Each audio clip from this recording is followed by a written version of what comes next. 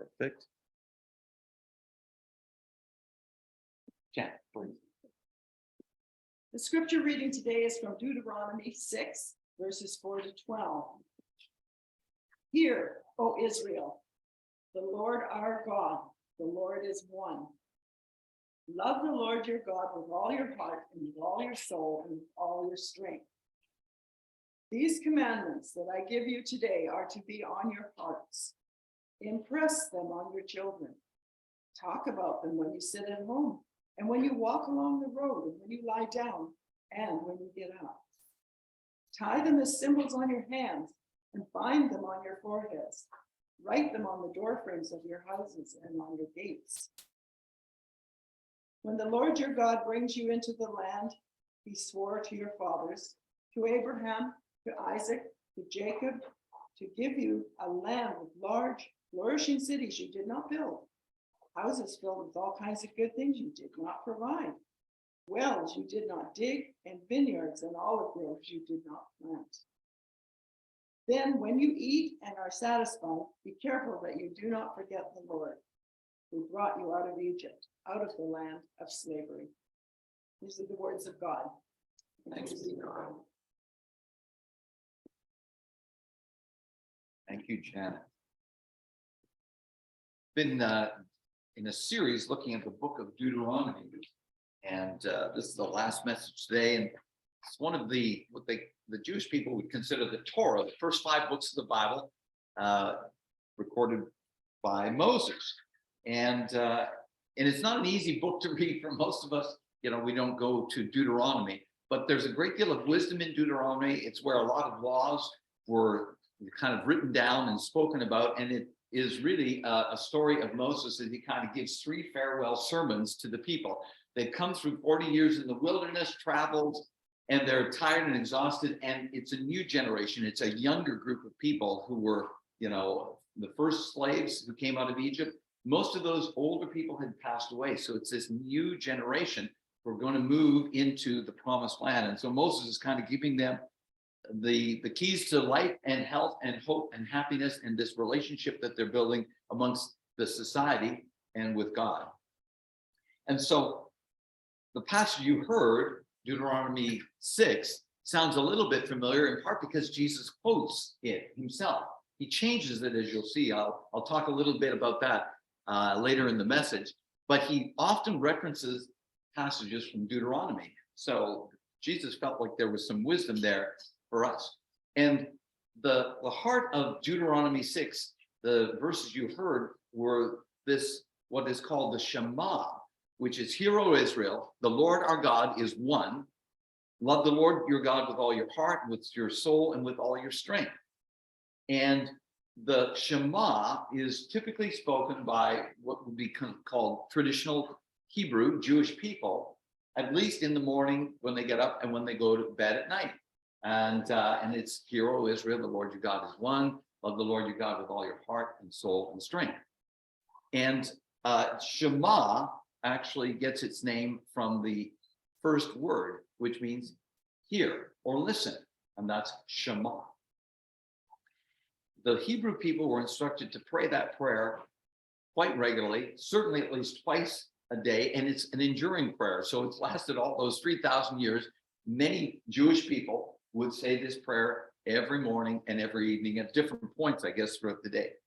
Now, part of the significance of the prayer comes out of the history of the Jewish people when they were slaves in Egypt. Remember, the ancient Egyptians had this plethora of gods that needed to be placated, and they worshiped them and they honored them with sacrifices.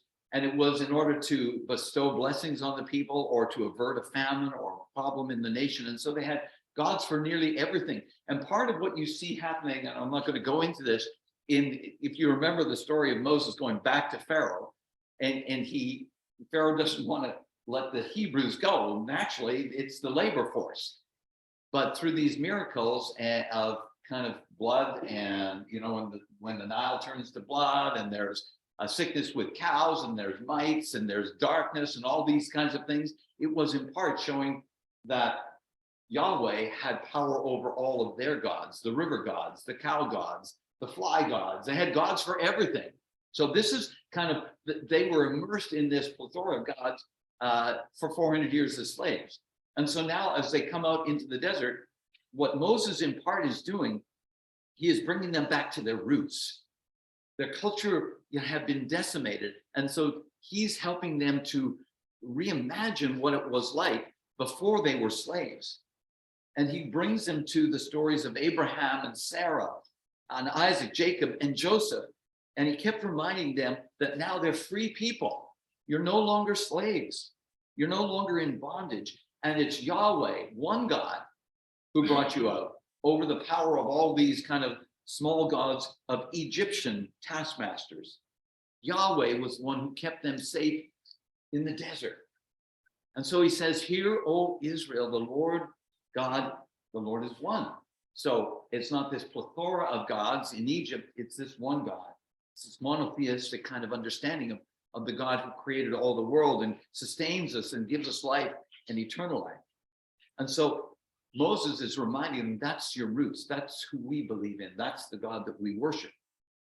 And so through that prayer spoken, regularly throughout the day, they're kind of reinforcing this belief that they hold together, that God is just one God.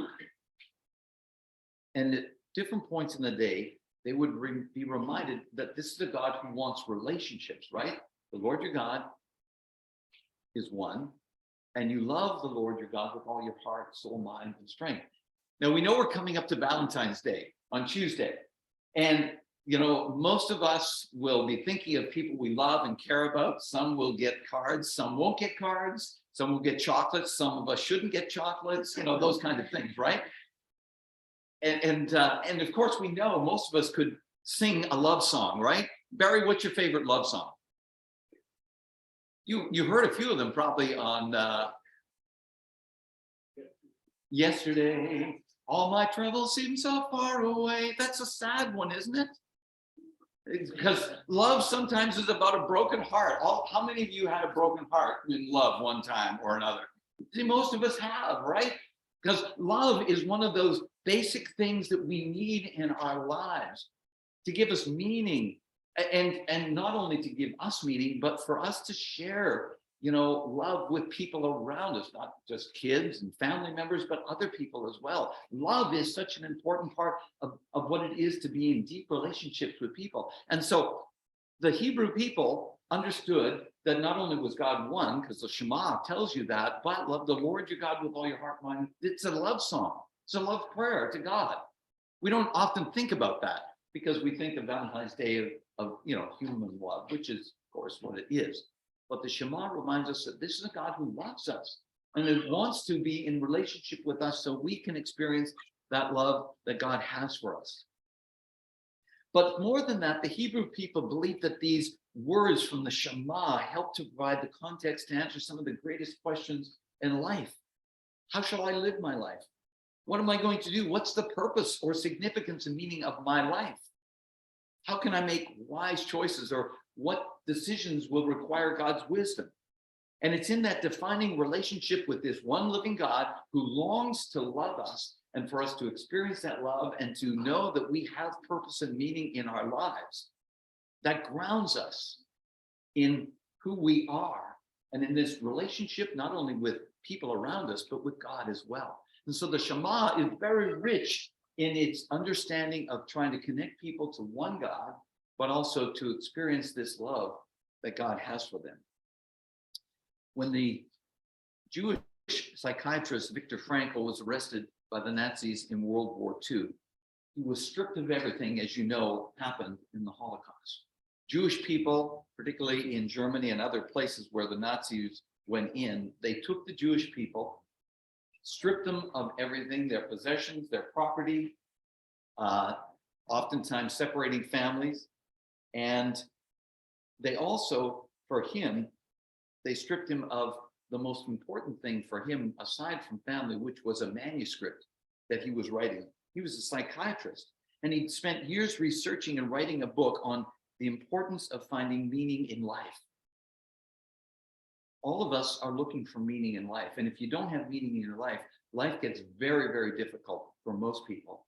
Sometimes sadness and depression develops because we feel like we have no significance no purpose and meaning in life. So he was writing this book, concepts that would be later known as logotherapy. When he arrived in Auschwitz, that infamous death camp, even his manuscript, which he had hidden in the lining of his coat, was taken away. He had nothing now. And he said this, I'm going to quote him. He said, I had to undergo and overcome the loss of my spiritual child. Like, he was writing this book. It was this manuscript of what he learned about life that he thought would help other people. It was his spiritual child. And he says, it was even taken away from me in the Auschwitz camp. Now it seemed as if nothing and no one would survive me, neither a physical nor a spiritual child of my own. And I found myself confronted with the question of whether under such circumstances, my life was ultimately void of any meaning. And you can imagine being in a place like that, where everything is taken away from you. He was still wrestling with that question a few days later when the Nazis forced the prisoners to give up their clothes. Frankel said, I had to surrender my clothes and in turn inherited the worn out rags of an inmate who had been sent to the gas chambers. Instead of the many pages of my manuscript, which he had in his coat lining, that was gone. All of those hours and years of work stripped away from him, which is what, of course, the Nazis wanted. Strip away everything that actually gives you identity and gives you some humanity. Instead of the many pages of my manuscript, I found in the pocket of my newly acquired coat a single page torn out of the Hebrew prayer book, which contained the main Jewish prayer, the Shema. Hear, O Israel, the Lord our God is one. You shall love the Lord your God with all your heart and your soul and your strength.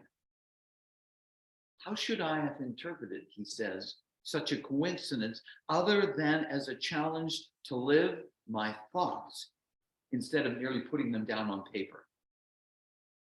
Frankel survived Auschwitz and later in life, reflecting on his ordeal of being stripped of nearly everything, he wrote in his book, Man's Search for Meaning, these words: there's nothing in the world that would so effectively help one to survive even the worst conditions as the knowledge that there is meaning in one's life. Those who have a why to live for, can bear anyhow. He discovered why his life had meaning even in the death camps of Auschwitz, because that little prayer, the Shema, reminded him that God loved him. God saw the pain. It wasn't that God was going to come down necessarily and do the miracle in terms of physically removing him, but the miracle was the reminder, the Shema. Hear, O Israel, the Lord your God is one. Love the Lord your God with all your heart, mind, and strength. Now, where did the Shema, this wisdom of God, come from? Well, it came from God, of course, but it was Moses who was the first to recite that prayer. And it was Moses who embodied this deep personal and transformative relationship, which is at the heart of the Shema. Do you remember how Moses' story went? Moses was a Hebrew baby. And at that time in the life of the Hebrew people, there was an edict from the prince that they were getting too many male born. And so the women, the midwives, were supposed to kill the boys. But,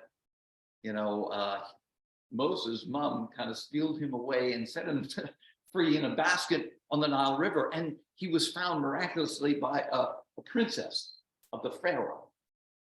And she raised Moses as one in the court of the Pharaoh. So he had education and he had security and he had safety and he had everything he needed to.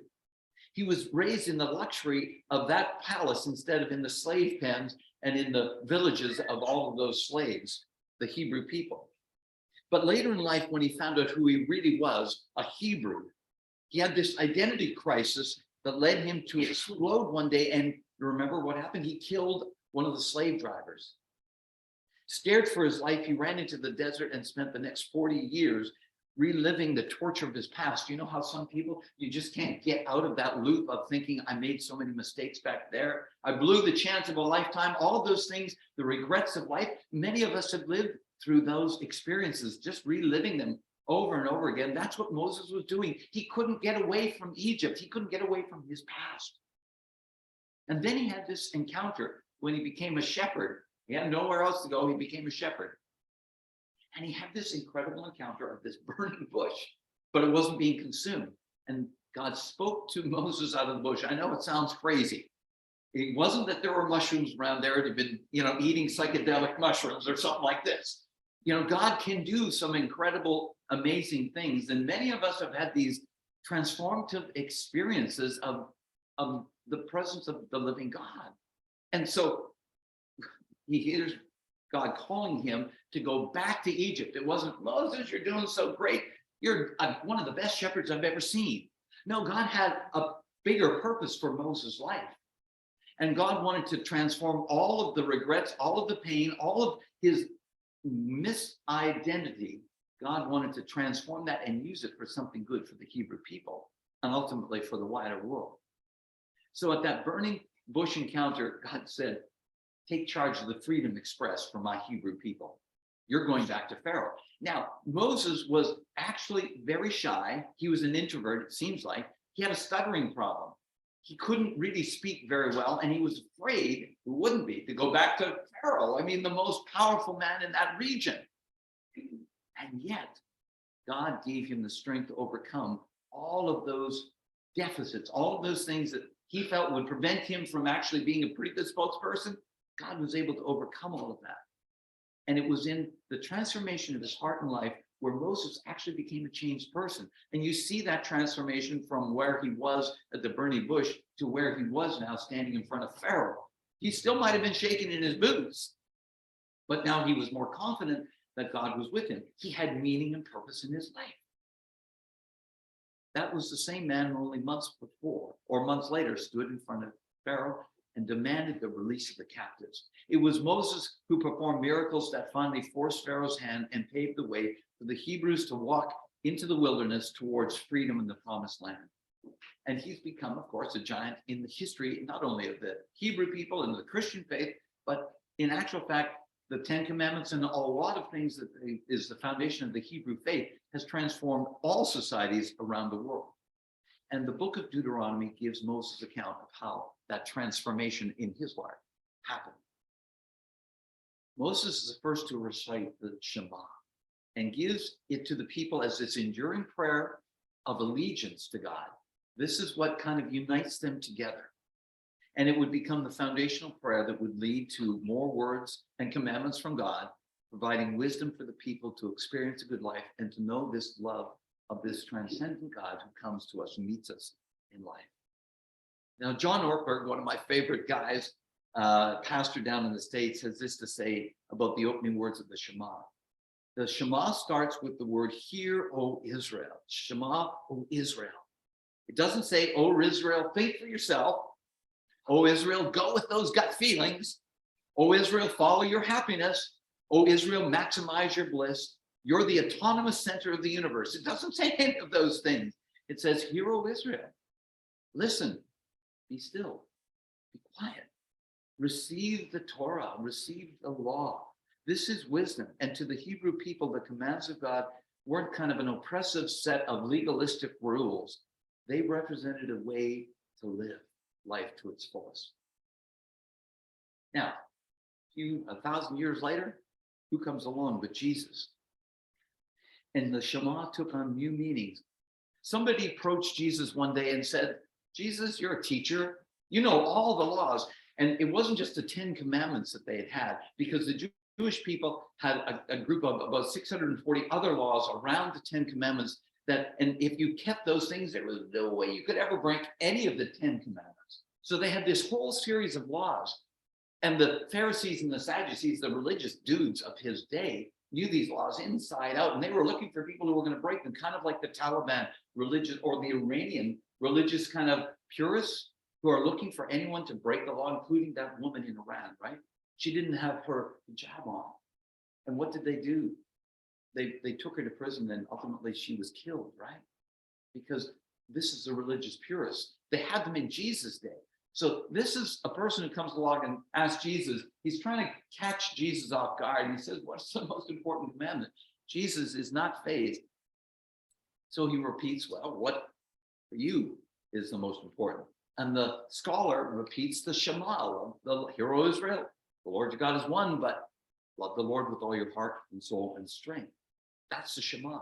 But Jesus adds to it by saying, but the second is like that. Love your neighbor as yourself. All the laws and the prophets of the Torah hang on those two commandments. That's all Jesus said you really have to follow in life. And if you follow those two things, you will find meaning in life. You will find wisdom in life. You will find grace. You will give inspiration and love to the people around you, and their lives will be changed because you love them with a love like you have for yourself and a love like you have for God. Jesus was this good Jewish rabbi, and he started affirming the Shema. But did you see Jesus? He adds to it. He changes it. Those are the holiest words in the Hebrew scriptures. Only God has the right to amend those or to add to them. Who did Jesus think he was? Why is he adding into the text? But Jesus' wisdom drew on the scriptures like Deuteronomy, but he condensed everything into that part, which is love your neighbor as yourself. It comes from Leviticus in actual fact. Now, sometimes people think they can do one without the other. You can love God, but you don't really have to love all the people around you. You can love a select few. Or you can love a lot of people, but you don't really have to love God or even know God. But Jesus would say, you can't love God without loving people. And to those who really don't give God a hoot, Jesus would say, you don't understand that to really love people, extravagant love, sacrificial love, you will need to know that they are created in God's image and that God actually loves them. And when you come across a person that's pretty hard to love, what you need is you need God alone who can help you to love that person. Because humanly speaking, it's very hard to love some people. I know that. And I struggle with some of those things, right? I mean, personally, you may know someone who's really hard to love. It could be in your extended family, right? Every family's got someone who's either a black sheep in the family or someone who's done some things that have really harmed people, and you don't really want them to be part of your family, but they are. How do you love that person? You see, on human love alone, it's pretty easy to sing a love song yesterday, right? Because you're singing it to people you love, who are easy to love, a sweetheart, someone that's been special to you. But you don't hear love songs about your enemies, right? When's the last time you heard that? I'm singing a love song to Putin, right? Like it just doesn't go on, right? The only way Jesus understands that you can really love people who are quite different from you, even the Egyptians who oppressed them, God said, you better love those people. Because God understands if you harbor bitterness and resentment, or if you're having a hard time loving someone else, you need a little bit of a heart transformation that God can bring. Doesn't mean it's easy, not at all. But loving your neighbor is part of how we express our love for God. Now, love for people doesn't mean you always say what the other people want you to say, or you always need people, to have them feel good about things. That's not what it is to love your neighbor, or that we'll always agree on everything. Jesus' love for people, though, is an unconditional regard for other people. And we need that so much in this day and age when there's so much diversity around us and so many people who think sometimes what we would consider crazy thoughts, right? How do you love those people without somehow experiencing God's love for you as a crazy person? Has anyone ever told you you're a little bit crazy? I've had that so many times in meetings that I've conducted. There's no doubt about that, right? So I can't love those people without somehow God touching my heart and changing it, because it's humanly impossible to love some people. Jesus was willing to love people who disagreed with him, who even strung him up on that cross and, crucified him. He was willing to go to the cross for those people because he understood the Shema and that second commandment, love the neighbor as yourself. And the neighbor for him on that cross was the two robbers on either side and the soldiers at the bottom of the cross. That's who his neighbors were that day. It's that kind of love that prompts me to try to love all people, not always easy to do. Rabbi Jesus amended the Shema. He said, wisdom is arranging your life around those two things, loving God with everything you've got, and then loving your neighbor as yourself. And when you can do that, you see, it provides meaning for your life. It provides wisdom for your life, and it provides a way to live in this complicated, sometimes brutal, difficult world in a way that actually produces health for your body, your soul, and your mind. This is wisdom, to live your one and only life in such a way that when it comes to an end, and we all know that it's going to come to an end one day, sooner or later, God looks at our lives and says, "Ah, well done, good and faithful servant. Well done." This is wisdom. From the moment you wake up in the morning until you go to bed at night, love God with your heart, soul, mind, and love your neighbor as yourself. That's wisdom from a big God.